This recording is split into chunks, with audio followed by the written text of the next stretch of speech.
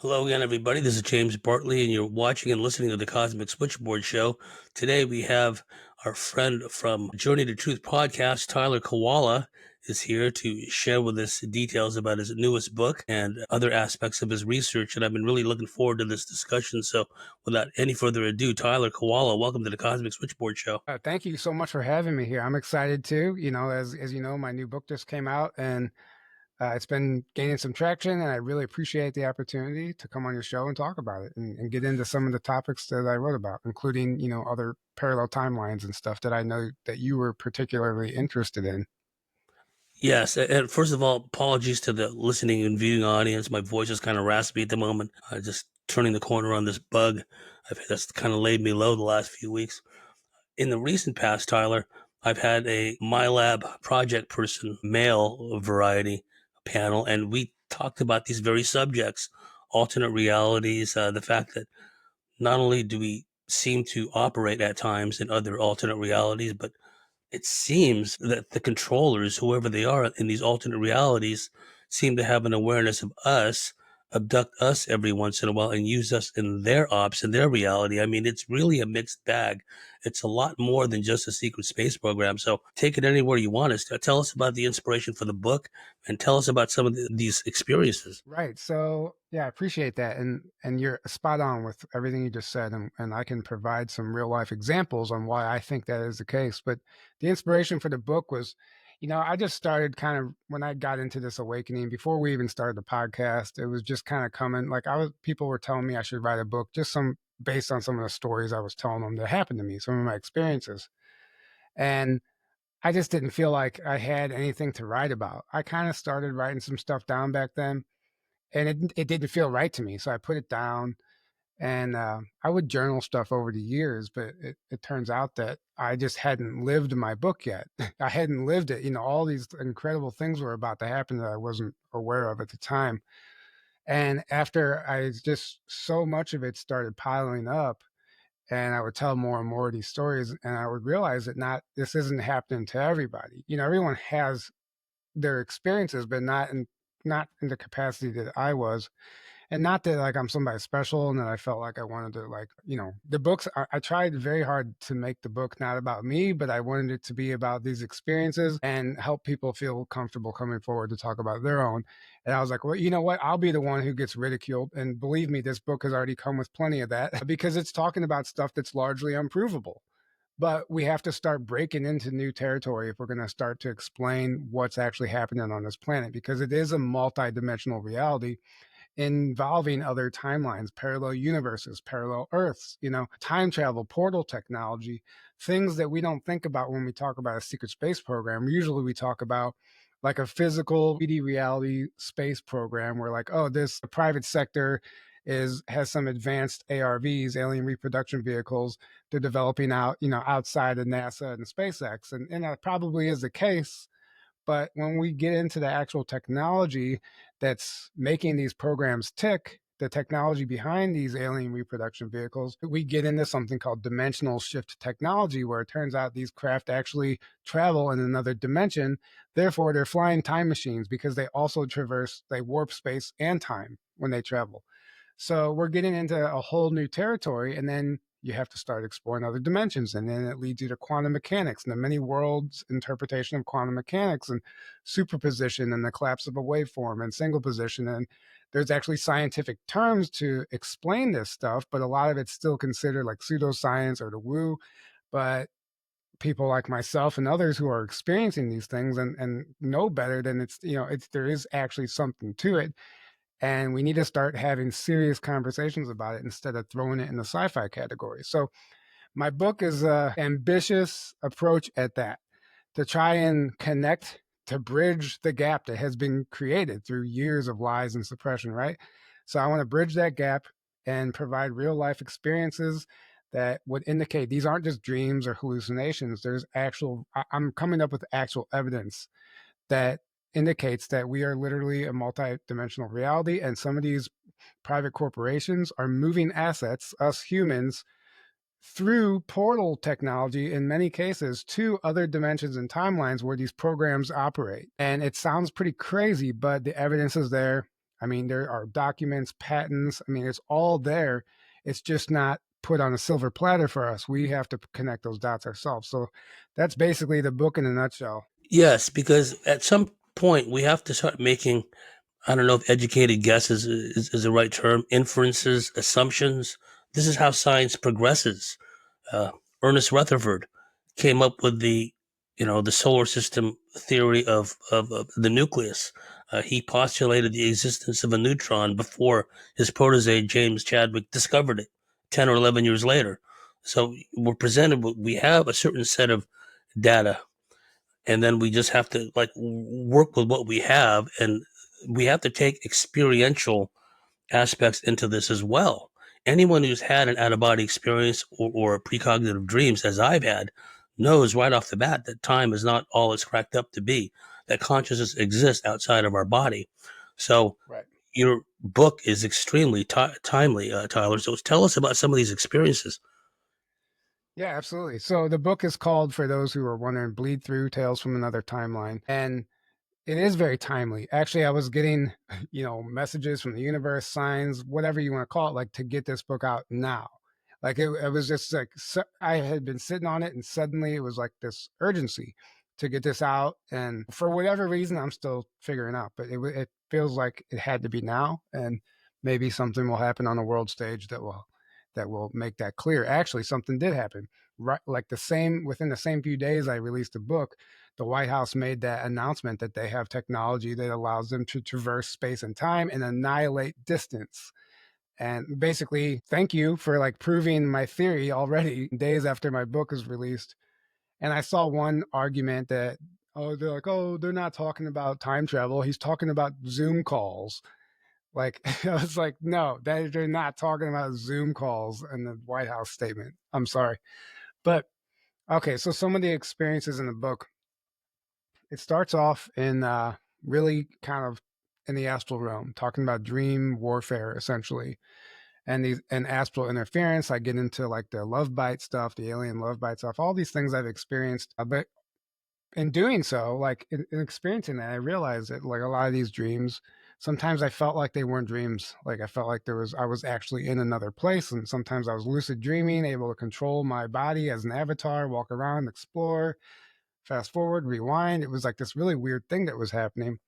And that's how I actually learned how to navigate like this astral interference, because I could start to notice the subtle changes in that environment where these intruders would come in that would eventually attack me, and it would end up in sleep paralysis. So I learned to navigate that, and it started becoming more and more real, where I was being, in the middle of the night, I would be taken and I would wake up in the back of a car and be brought to these buildings over in Southern Illinois. I recognized it was Illinois. I didn't know the buildings, and I was with these like black ops military group, for lack of a better term. I don't know.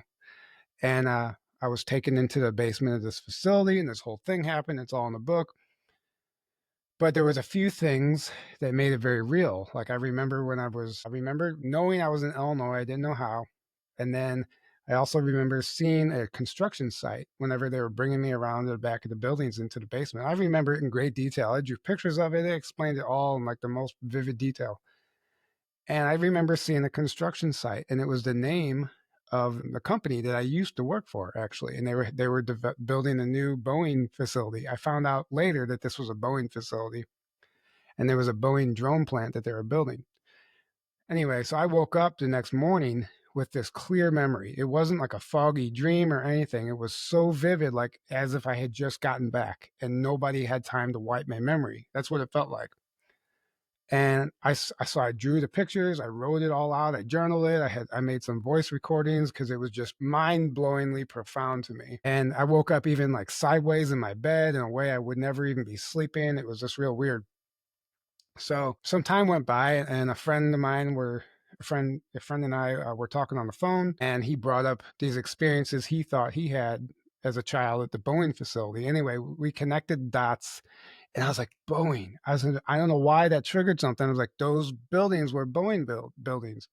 Got on Google Earth, looked up the Boeing facilities all around me, because there's quite a few actually. And I found some in Southern Illinois, literally 42 minutes from my house. From the above view, I was like, that's them. I went to the street view. I was like, holy shit, they matched my drawings. I compared the drawings in the book to the photographs. 42 minutes away, like it's even reasonable distance to if I were taken in the middle of the night, whatever. Um, and then I drove there. I got in my car and drove there. I had to see for myself. Pulled into the site and I was blown away because I was like, this is supposed to be a dream. Like this isn't. I'm not supposed to go find these buildings from my dream. That doesn't make sense. And then when I kind of got nervous. I was walking around on the site taking pictures and stuff. And there's one subtle difference, which I'll explain why I believe this happened potentially on another timeline or another dimension. I'll explain that in a minute. But the most telling indicator that this actually happened was when I was leaving the parking lot. I saw a truck drive by with a dumpster, like a construction dumpster on the back, and it had the name of my old company on the dumpster. And I'm like, oh yeah, I remember now. I saw the construction site. And sure enough, I look over and there's the construction site. I was so focused on the buildings driving in, I didn't even see the construction site. And it was my old company. And I called some guys that I used to work for, and I was like, hey, what job is going on over here? And there was a Boeing drone facility where they're going to build drones. And I was like, there's just no way. Like, I could have, like, maybe explained away all of it, but to be down to the details of a specific construction site, like, it's just so many things.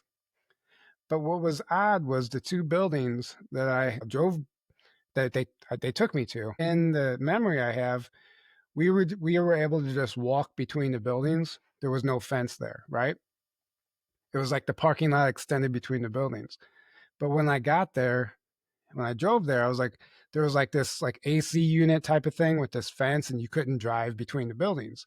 Everything else matched, but that was different.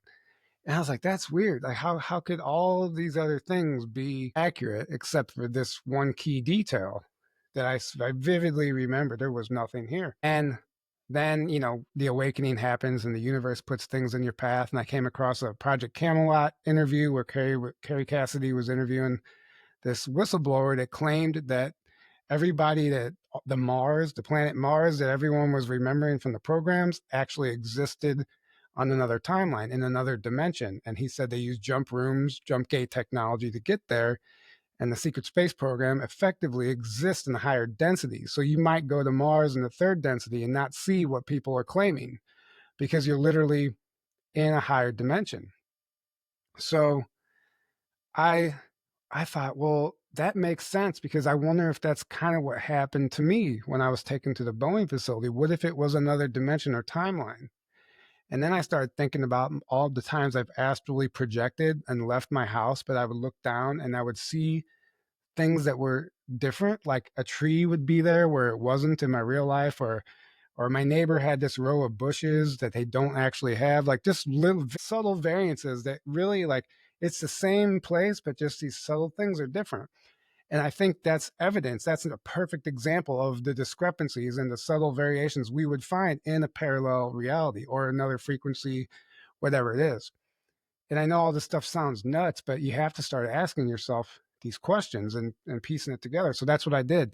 And it led me down this whole rabbit hole. And I've had more experiences where I have gone and actually found those buildings as well. And I've had even more incredible recall.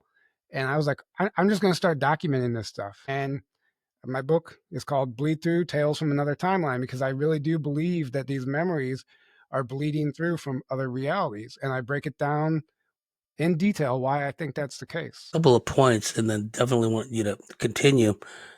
Lorena Smith, who I've had on my show a couple times, and I've known her for many years. It was her house that we used to do the reptilian stakeouts at in the high desert of Southern California. She was told by an element of naval intelligence that they've set up, essentially, entire installations in other realms, other dimensions. And they explained this to her, but she said, well, I'm just a housewife from Apple Valley. How do I understand any of this? That's precisely why we're telling you this in so many words, they told her, because nobody's going to believe you anyway. But it had something to do with like a frequency shift, lack of a better term. One of my colleagues I've had on the show anonymously, he's had a lot of these alternate reality experiences. And sometimes he says there's bleed through into our reality where he'll be driving, doing a morning errand, and Like in an example, he'd look over to the right instead of the normal strip mall that he'd see there every single day, night, whatever. Now it's different. Now there's different stores he hasn't seen before, what have you. And this happened on a couple of occasions. And he keep driving because he had an appointment to make, come back, and everything would switch back to normal. But on this one occasion, he set off one morning, and the strip mall was different. So he had a little bit of time, and he pulled into a parking lot, got out, and he went walking into and out of these different stores and interacting with the staff of establishments that should not be there in our reality, right? And Yeah. so then he gets back in his car, leaves, comes back, everything is back to normal. And then I've also had a guy who's gone by the pseudonym Logan, similar case to yours, where he worked with a defense oriented company here in our reality. But in these alternate realities, he was working for the same corporation, which, unbeknownst to him, had all these secret, weird science contracts with the government. And in this other reality, he had much higher rank in this corporation, interacted with some of the exact same people or counterparts that he does in this reality, but their roles and their personalities are slightly different in this other reality. And a quick point, from my own experiences, when I found myself in these alternate realities, I too would notice these subtle differences, whether it's the architecture. And also, I think that there's an innate knowing at a DNA quantum level that you just know that you're not in your regular reality, that you're in some other alternate reality. And one of these places, and I'd like input from some of your viewers, because I know my viewers have heard this story before, but some of these military places I was taken to was up a winding mountain forested hill. You get to the top, and there's a clearing, and there's a big estate there. There's essentially a big mansion estate, and you go inside, and it's run by military people wearing green BDUs. I instinctively knew they were Navy for some reason. But other times there would be like a civilian presence there. There was one individual who I call Jackie Chan, and he's this Chinese or Canadian American guy, tall for a Chinese guy, glasses, and he likes to surround himself with these mind controlled, beautiful women. Right? He'll sit at this big, elegant dinner table with the chandelier, and he'll have all these women dress up in finery and pearls and necklaces and evening gowns, and he sit there at the head of the table and lord it over them. It's a number of women I've spoken to were taken to this place and had interactions with this guy, but I've always had the feeling that that facility, that estate, really is an offset from ours. It's not exactly in this reality. But please continue. Yeah, no, you made so many points. Absolutely. The subtle variations, I think that's how you know. That's in you, like you said, at a DNA level, you just know you're not in your reality, right? And, this gets into things also like Mandela effects. Like you were talking about seeing actually like driving down the road and seeing something you don't recognize or something different. Could be a Mandela effect, which I explain my theory on that in the book, and we can talk about that if you want. But sometimes I think, right now what's happening is some of these timelines and stuffs are collapsing and even converging and merging. And there's like a collective bleed through. But you're only going to notice it if you're aware of it, if you understand multiple timelines exist, right? Otherwise, it's just going to not even be in your part of your reality. So people like us will notice those subtle variances. I'm like, what is?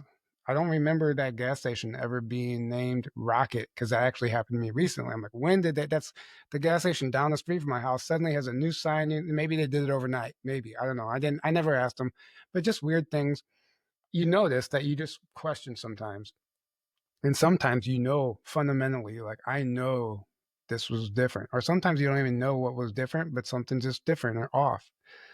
And I don't think we should ignore that. I think like it's happening. Our reality is malleable, right? It's constantly changing. And trees are showing up where they weren't and stuff. But the average person, I mean, how many people are actually like situationally aware? Especially when you're driving and stuff, you're focused on the road, your phone, whatever it is, and I started even doing experiments with people I knew.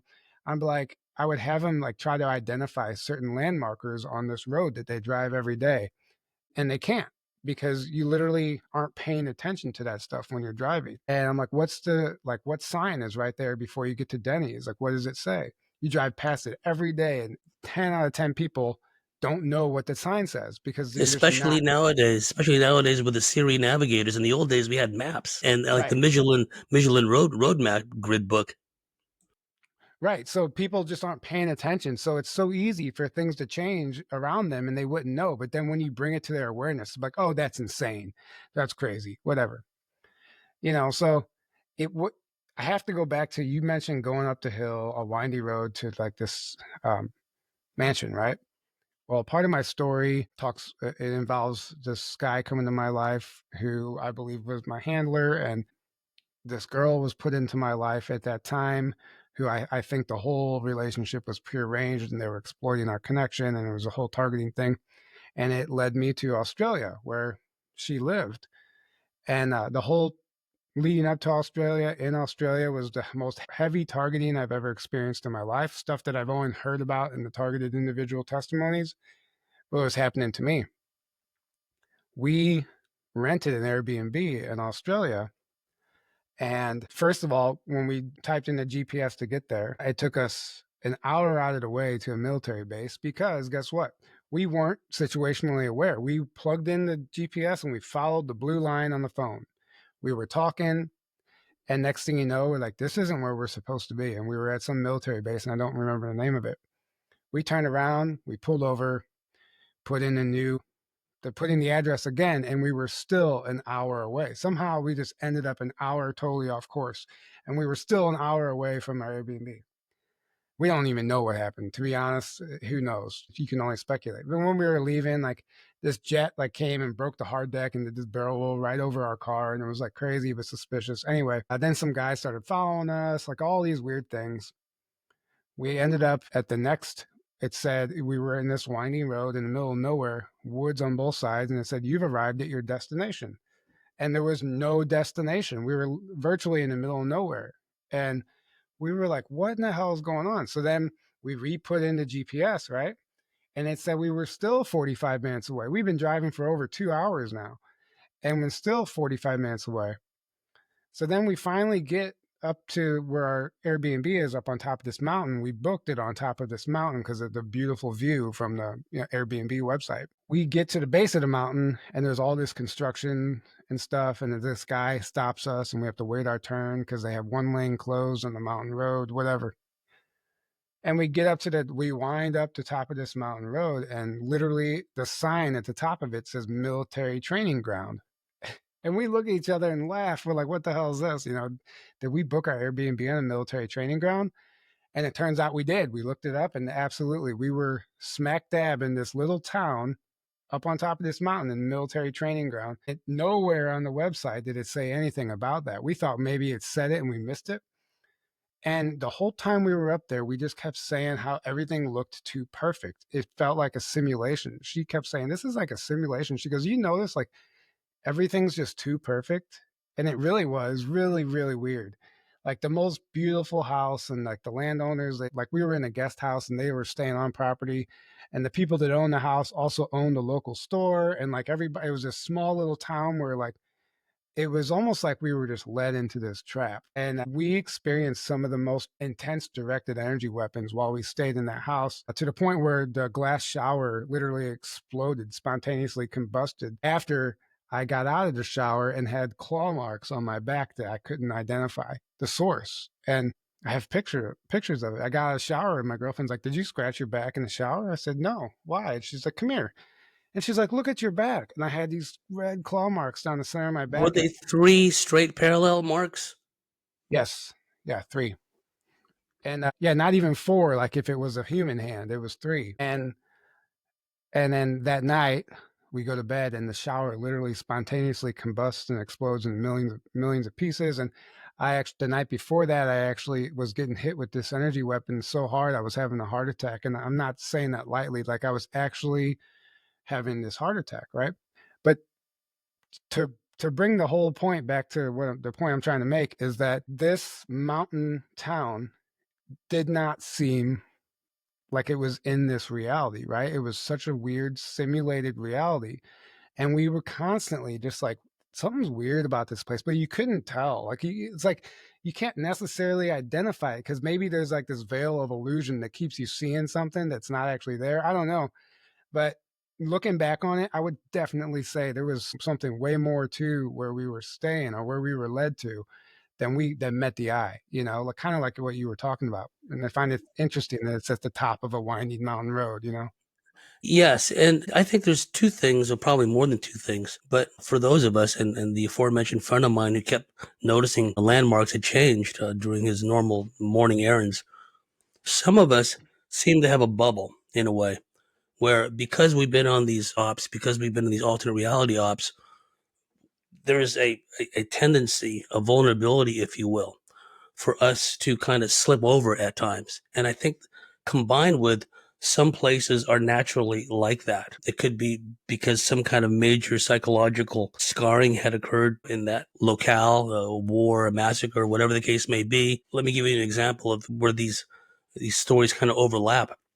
There's a place called Budrum, not too far from the Glass House Mountains in Australia. Very mystical place. There's a UFO corridor there. And this place called Budrum, some of the locals insist, and some of the people I've spoken to insist that there's like a roadside cafe where 90 times out of 100 you go in there and it's a normal cafe, right? But every once in a while, someone will go in there, a trucker or somebody will go in there, and instead of like normal, like roadside cafe staff, they're like elfish dwarves with like big white beards and caps and something you'd see right out of, like a Hobbit movie or something. And the people that right, go in there to get, you know, whatever they want or to eat or drink whatever they want, normally, like to them, it's normal. It's like that's who the proprietors are, right? But when someone comes in from the outside, like say from our reality, they go, "What the f?" I'm being right, served by these elfish dwarves right out of Lord of the Rings or something. And then you have these other places. Well, a classic example is that underground facility in El Yunque, Puerto Rico, where, according to Jorge Martin's research and what his colleagues are telling him, it's not just an underground alien base. There is a strong feeling amongst the people investigating that site that that underground base leads to another dimension entirely, right? And so it's a fudge factor. So, okay, you look around, well, I'm an underground base. But does that necessarily mean you're in an underground base in our reality? Because these beings, a lot of them, and we're not even talking about the deep black, weird science projects. We're just talking about other beings that have this ability to alter their density and their frequency, which allows them to come in and out of our reality. right. Bill Hamilton was taken on board a craft at near the black, well, it used to be the Black Mailbox by Groom Lake, and he was examined by a tall gray while his wife Pam was pulled onto a van by military types. But anyway, the tall gray was calming Bill down because he was having, like he just described, pretty much a heart attack because being abducted by a tall gray, right? So he was calming Bill down. Bill was inclined on a table set at like this kind of a degree, and then the alien telepathically told him, do you know that your military is experimenting with time travel at this facility? This facility being Area 51. And secondly, what the alien described to him is, imagine two bubbles conjoined side by side, but each bubble pulses or resonates at a slightly different frequency. So although there seems to be contact between the two, they're essentially two different realities. And so the alien said that, yeah. So the That's the book aliens, cover. Yeah, wow. So the alien said to him, this explains in part the missing time and the amnesia. Because when we're over and above the mind wipes and the externally imposed amnesia, our neurology is momentarily in another timeline, another frequency. It's just not synced up to operate in such a way. I'm sure that in a certain altered state of persona, we can quite comfortably, actually. But in an abduction type scenario, our neurology and our brain waves are operating in our frequency. Suddenly we're shunted at another frequency. It's kind of a systems overload. So I just wanted to throw that out because it confirms everything that you said, that, you get to this mountaintop and you see the linkage between the navigator on the phones leading you to this place. So there must be some interlinkage between this overarching kind of alternate reality system and the digital devices set up in our reality. But please continue. Yeah, it's almost like, I'm just thinking about this now, but like almost like we were intentionally led astray to buy them time to set up this place for us, right? Before we got there. I wonder, you can only speculate, but as far as the realities bleeding over, like that was the cover in my book I was showing you, and that's very much the case. Like you have these parallel realities, and where the overlap is, that's where the bleed through occurs, and that convergence, that's where the portals exist, and then you can have other overlaps within that, and like worlds within worlds, and like that's kind of what we're looking at if you zoom out. And I think we're at a point now where the consensus reality is beginning to dissolve, and all these, like I said, these realities are bleeding through these parallel realities, and it's kind of confusing. And people might call them glitches in the matrix, Mandela effects, whatever the case is. But there's some time anomalies happening that might actually easily be explained, but not through modern science, conventional science, right? Just the black world, the black private community, right? They understand this stuff in great detail and have the ability to traverse time and space and dimensions and communicate with other dimensions and even access them, in a real physical sense. So this is something that the public, I think, has to catch up to, right? And this mainstream UFO hearings and this disclosure that's happening, it's still so surface level, like they're trying to erase history. I'm like, we talked about this literally 70 years ago, 50 years ago, and like we've only made it this far. Come on. It's hilarious, actually. It's like a mockery. It's like a slap in the face. But we're so far beyond that if, like, I think somebody said a quote one time, and I absolutely love it. They said the truth is so insane, is so unbelievable that it will discredit itself because people just won't be able to connect the dots that is the reality and not the illusion that they've been living. And what's even more of a magic act is actually trying to fit these new technologies into the old narrative, right? That's even harder than trying to just explain the truth. But I mean, there's real things we have to start considering, and that's time travel. Like, and what was I going to say? So you're familiar with Sean David Morton, the Sands of Time material, where he talks about the books lay out a man's 40-year experience working for the shadow government and the origins of time travel, and it's allegedly a true story, based on a true story. And there's a whole backstory on how that information made its way to Sean and how he turned it into a sci-fi novel, but it's really a true story. And thank thankfully, so I can't talk, thankfully for him, we have all this information because he has now passed away, and it might be due to releasing this information. But if any of that stuff was true, it fills in the gap in history that explains the origins of time travel and how we even came to a point in modern reality. And modern man came to a point where we were able to develop these technologies and start experimenting with that. And what he explains is that in the early experimental phase, they were tearing holes in space time and quite literally allowing in entities and UFOs from other dimensions. There was a literal bleed through, and that explained, according to the books, the UFO flap in the 40s and 50s. All these UFOs started showing up is because they were experimenting with time travel haphazardly, not understanding the technology, and they were ripping holes everywhere. And these things were just bleeding through, and our reality was becoming like Swiss cheese, like it was becoming porous. Yeah, if nothing else, some of these other beings from other realities would want to investigate what the hell is going on. Hmm. Yeah, it's a dimensional rift. Actually, if you look up a dimensional rift, that's exactly what it is. But they explain like the Philadelphia experiment that was very much a time travel experiment that ripped a hole and like allowed these things through. The Nazi Bell, same thing. It disappeared above the top secret facility in the hills of Germany in 1945, and it reappeared in Kecksburg, Pennsylvania in 1965. The Kecksburg UFO incident.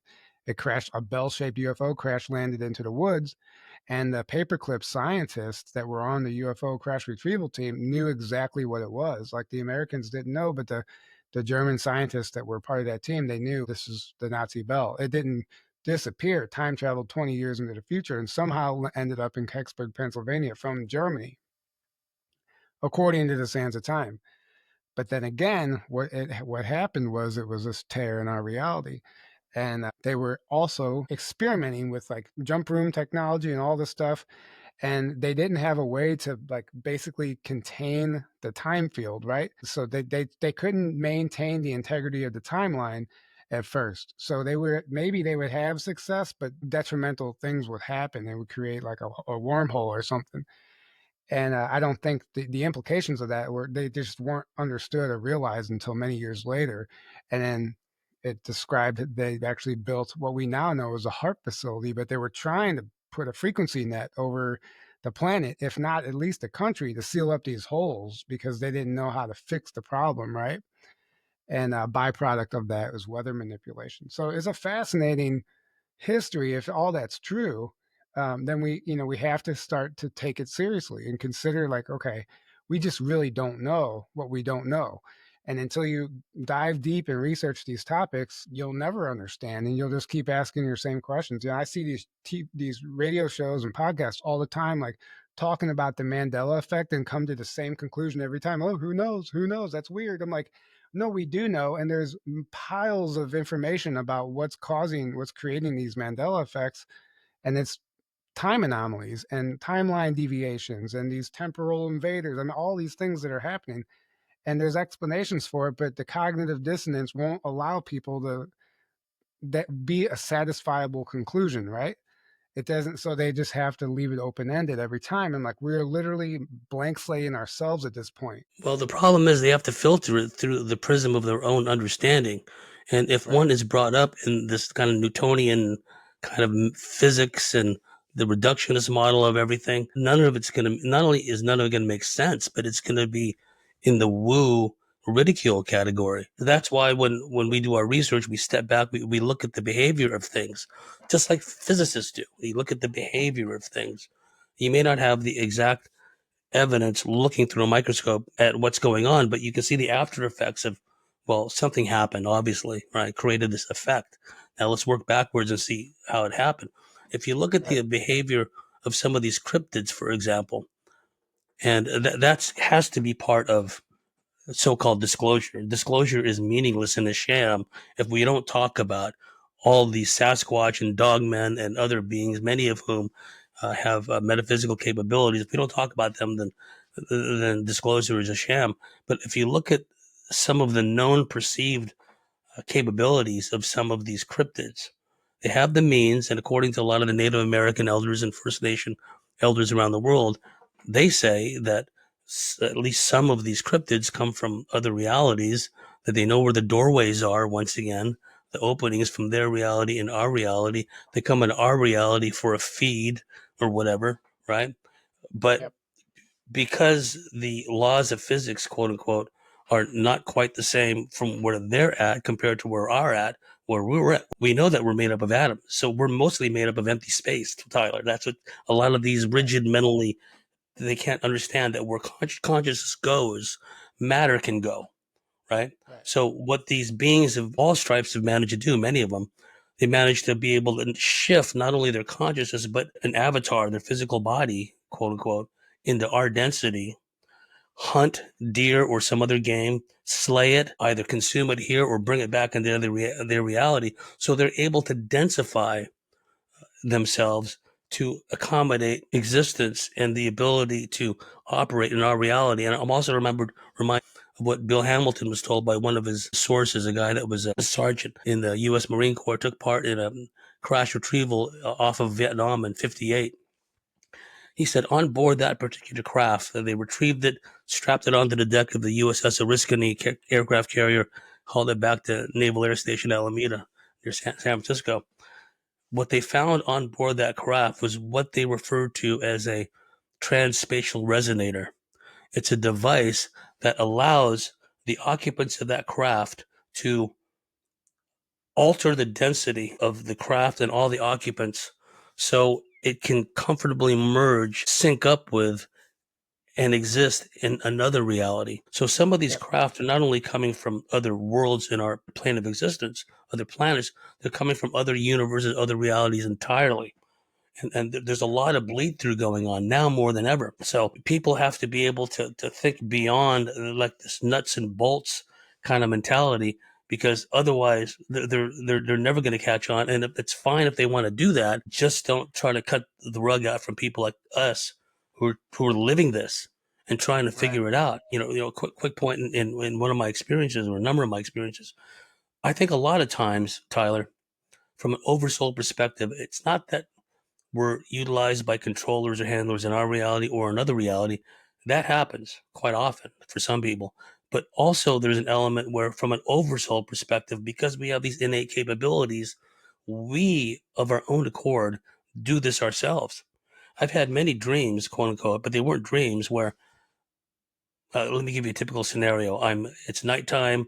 I'm floating down to the surface. I'm standing upright, but floating down. It's one of these things again, and I just casually drop down, terra firma. I can feel the ground beneath my feet, and I just walk along, and I know I'm in some other reality.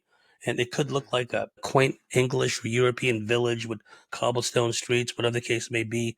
Other times I might wind up in a teeming city and people all over the place. And I'll say, well, this looks like Los Angeles, but it's not Los Angeles. It's not my Los Angeles.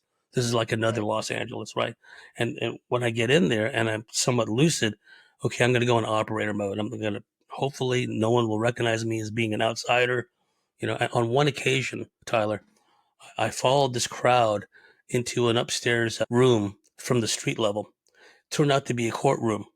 And I sat there in a courtroom for what to us would be hours of linear time, just sitting there in the gallery observing a court case.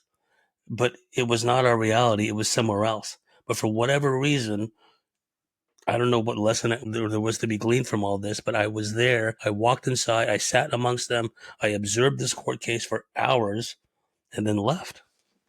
Right. Yeah, I mean, it sounds like we're having similar experiences because there's a number of things like that that occur. And you just, I find myself in cities or cityscapes where there's signs with other languages that I've never even seen before, like nothing of Earth, right? And then just many other little scenarios like that. But going back to altering the density of the room, I had that happen one time actually, or the density of the reality, the technology. What do you call it? Interspatial something? A transspatial resonator. Transspatial resonator. Okay, so I had an experience with what I believe was an inner Earth being, and it's a whole long story, but I was like consistently trying to communicate with an inner Earth being a few years ago in 2018. I had kind of become obsessed with it because I was super into it, and then I was listening to these testimonies and reading these books and like how people were having a communication, like telepathic communication. So anyway, I was like setting the intention, doing this every night, and finally I had this being show up in my basement. And it's a whole story. I'll skip it because it's a long story, but I'll just get to the meat of it. This being showed up, but when she showed up, she was phasing into my house and she was like semi translucent, right? I could see her, but and only like the top three quarters of her body, too. Like she wasn't fully physical, but she phased in and I was like staring at this very real woman. But what happened when she did that, when she showed up, the entire density of the room changed. I didn't come to this conclusion until after the fact, but the entire density of the room changed and I couldn't move. I was like frozen in this mild paralysis. It wasn't like I was being attacked, but I literally physically couldn't move my body. And I was like standing there. For one, I was startled that I was even seeing this. So I was like, frozen in fear kind of, but I wasn't scared of her. And for two, I just genuinely couldn't move, and she phases in and gives me this whole telepathic download and this message and basically tells me like you're not ready yet, like you can, yes, it's possible to communicate with us, and this is like us showing you that it's possible, but you came to Earth to do all this other stuff, and like basically gave me a download of my mission. And I had given up on everything in my life to go focus on communicating with inner Earth beings at the time because I just wanted to escape this reality. It sounded like fun, and I just wasn't focusing on anything that I should have been focusing on. So it was this whole thing. She disappeared, and the density I could move again. And I never understood why that happened until years later. I was like, oh, I think she had to alter the density of our reality to even make conditions suitable for her arrival, right? For her to even appear as much as she did, and she still wasn't fully physical. But it was just enough to show me, like, yes, like this is me. I'm real, and like we exist, and you can do this, but you have work to do. You came here for a reason, and connecting with us is secondary to your mission, essentially. That reminds me of a story. Thank you for sharing that. Before we started, I talked about a friend of mine who laid down in one of the crypts in the Great Pyramid. I don't remember if it was the king or the queen's chamber. And then she looked up when she was laying there, and she saw these ancient Egyptian guys looking down at her in complete puzzlement, right? Well, that gal was Helgamorro, who was a world class psychic. As fate would have it, she and her husband Gary had the exhibition table right next to me at a conference in Philadelphia, circa late '90s sometime, and then we got to become good friends. Well, Helga's backstory is interesting because her father was a world class geneticist. No, her father's friend was a world class geneticist. Her father was Dr. Frederick Augustus Keppars, who was involved in these weird science projects. You know, I forget what aerospace corporations it was with Douglas or what was then Martin Marietta.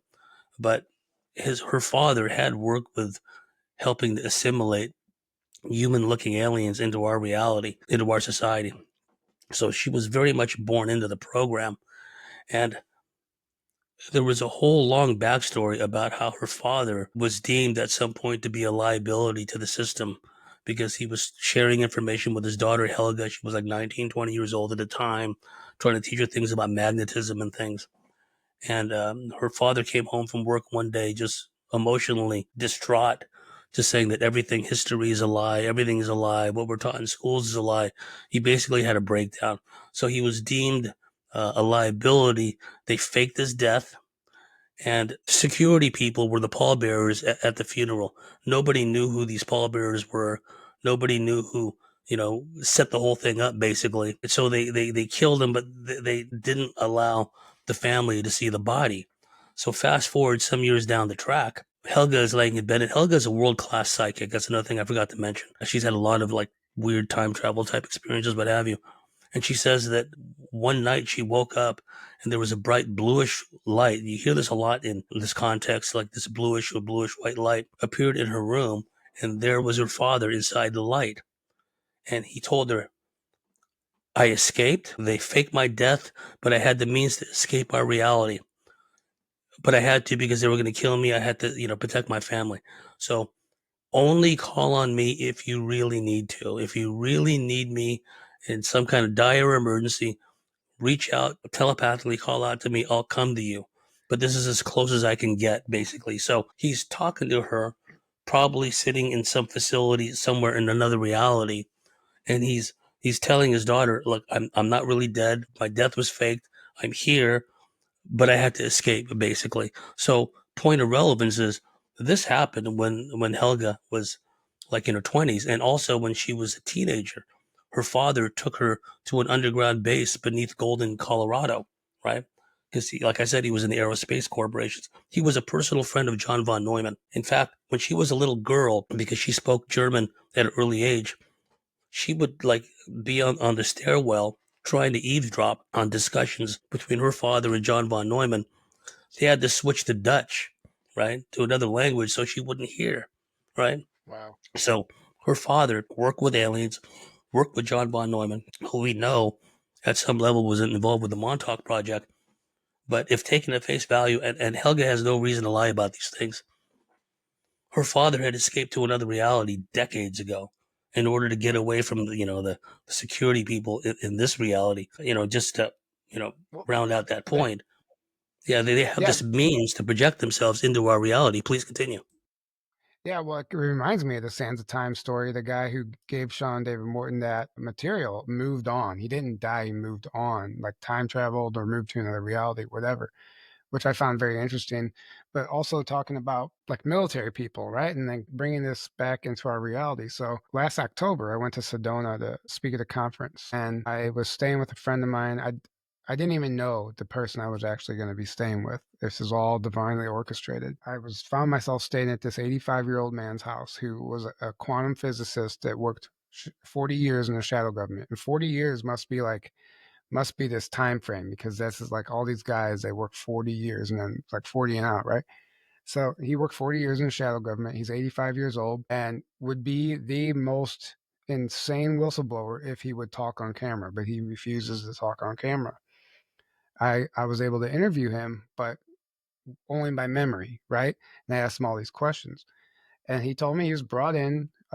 He was kind of brought through fast track through the military, and he tested out into the private sector, and they have special tests to look for whatever they're looking for, right? And then he was brought in, this was years ago, to perfect the dimensional shift technology that they were using, experimenting with the Philadelphia experiment. And he said the reason those guys got frozen into the ship, the USS Eldridge, is because they lacked a psychic navigator. He said you can't teleport anything, even your own body, unless you can remote view where you're going so you don't end up in a solid object. And he told me that him and a few other guys, part of their military training was to go spend 9 months with the Aboriginals in Australia, Africa, and Easter Island, each 9 months each. And they couldn't come back until they knew how to teleport their physical body. And I found this fascinating. And I asked why. He's like, well, the Aboriginals all do it all the time. And he said they have natural portals. And he was explaining to me, living with them, he goes, if there's a threat coming, the whole family will just go through a portal and disappear from our reality. These Aboriginals, right? These, what we think are these dumb natives, not like, I don't think that, but you know what, that's what we're told. And so he said like they use portals all the time, just like the Sasquatch do. And he said they also can physically teleport their body, but he said they can't just do it for fun. Like you have to have like the purest intention. You have to be so in tune with your body and your heart and in alignment with like with your soul. And like that's the only way you can actually tap into the true human potential. If you have any nefarious motive, it actually won't work, he said. So anyway, they literally had to train these guys how to literally get into a meditative state, remote view a location, and physically dematerialize and rematerialize somewhere. And he explained it as if it was matter of factly possible. And he said the reason they had to do that was because they were recovering these downed UFOs that had no doors and they didn't know how to get inside of them. So they literally had these guys train with the Aboriginals to learn how to teleport so they can teleport inside the craft and see what was inside. And he said they were successful.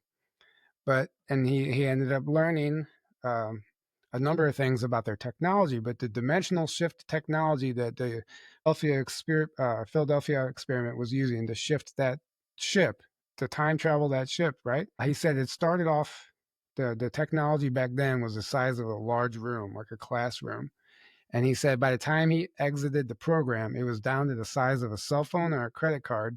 And you could put it in your pocket and you could literally be walking and push a button and you would shift out of this reality. And he said you could go inside of a house and shift an entire house out of a reality and then shift it back. He said it's like it's literally down to as quick as a push of a button. And he said every spacefaring vessel in the secret space program uses this technology to travel, and this is what renders them invisible, right? Because they're quite literally shifting into another dimension to travel. He was telling me about all the ETs that he worked with, and just this amazing stuff, and other planets that he had gone to via portal technology and stuff, all matter of factly. And it was just mind blowing. I'm literally having this conversation with this 85-year-old guy who refuses to talk on camera. And I'm like, man, if you like, you could have the greatest testimony ever, but he wasn't interested. And you know why? Because he told me he still had access to some of the underground facilities and some of these portals and even craft. And he even claims like this UFO was gifted to him by one of these extraterrestrial races that he had got to know. And he told me that, you know, about that too. But had he spoken publicly about it, he thinks all of that would have been revoked and he wouldn't have had access anymore and he would have been cut out of the loop. And I think that was more important to him than actually coming out publicly. Well, that's his insurance policy because he might have an inkling of what's coming down the pike because, this just came out. It's interesting that we're having this conversation now, the timeliness of it, because Catherine Austin Fitz just had a discussion with Tucker Carlson, and she was dropping some mega truth bombs about Yeah. the underground bases and what have you. And you see, that's where the twain meets because this other civilization that's developed parallel to ours has the means to do all these things, but because we're considered unwashed plebs and stupid and superstitious, we're not allowed this information. even though ironically some of us are having these, very same experiences. This is where we need to go as far as, a greater understanding of what's going on, because it's clear to me that the powers that be know that there are going to be some celestially driven cataclysms, that they're coming back.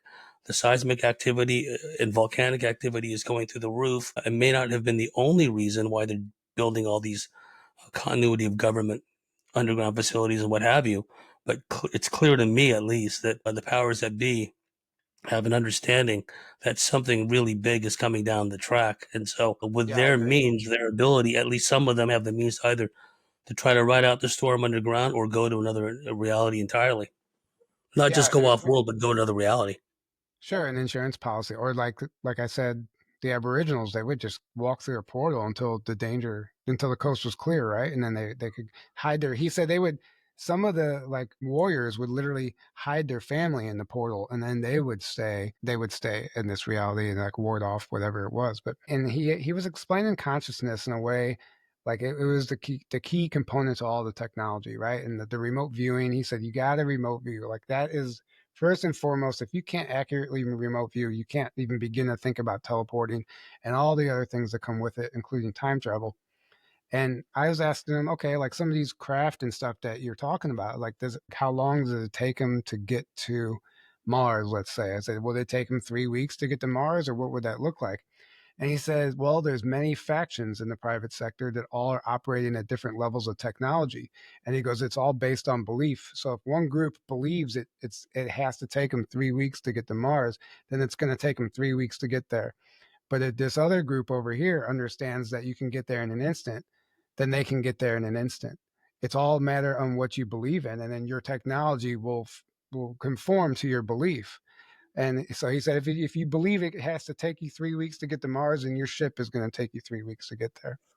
And it's just that's the matter of fact. He said that's just the way it is. And I found that fascinating because I agree with that. Like that's what we're seeing right now. Like if people say seeing is believing, but it's actually the other way around. Believing is seeing. So like your thoughts can literally create your reality, and that gets into consciousness and this whole other conversation. But it all plays hand in hand. Yes, and it ties into with what Ben Rich had spoken of before he passed away. I think he spoke to Tom Keller, a MUFON aerospace consultant, that all time and space is one, right? Right. So anything you can imagine, we can already do, he said. And getting back to the Aborigines, there's some great books about the subject. Mutant Message Down Under.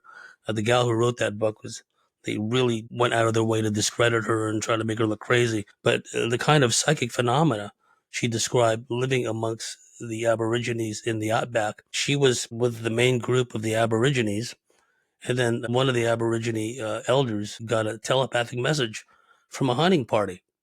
And the hunting party said, well, and what they do is they send out this message into the ether and they ask if there are any animals nearby that want to continue their spiritual journey, but by offering themselves up as food to the Aborigines.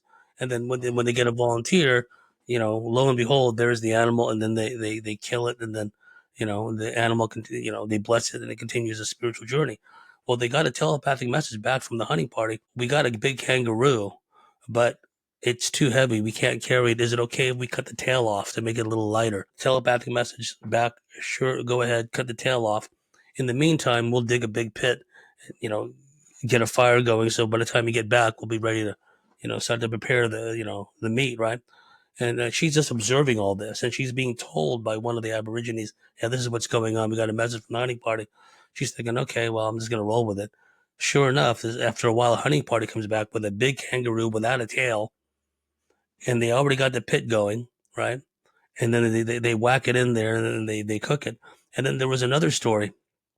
I forget the name of that book, but it was a guy who was dying rather of cancer, and he was very skeptical and very negative. But he was encouraged to go live amongst the Aborigines, so he left America, went to live with a particular Aborigine group, and when in Rome, etc., eating live grubs like they were, etc., etc. And then he realized that they're telepathic, because a common stereotype many people have of the Aborigines is they're so stupid when they're amongst themselves, they don't even talk to one another. Well, they're talking telepathically, for one Yep. thing, because Yep. he lived with this group, and he looked at a little Aboriginal girl, and he realized for the first time, The physical beauty of the race, and how cute and beautiful this little girl was. And he thought to himself, wow, she really is pretty. No sooner did he get that thought out of his head than the little girl looked up at him and smiled. And another quick story, Evan Strong is a friend of mine. He lives up by Byron Bay. He and his father, Stephen Strong, have done a lot of research. They thoroughly debunked the whole out of Africa theory that mankind Right. first came from there. If anywhere, they came from Australia, right? But anyway, Exactly. he was contacted by a guy who was raised on a Native American reservation.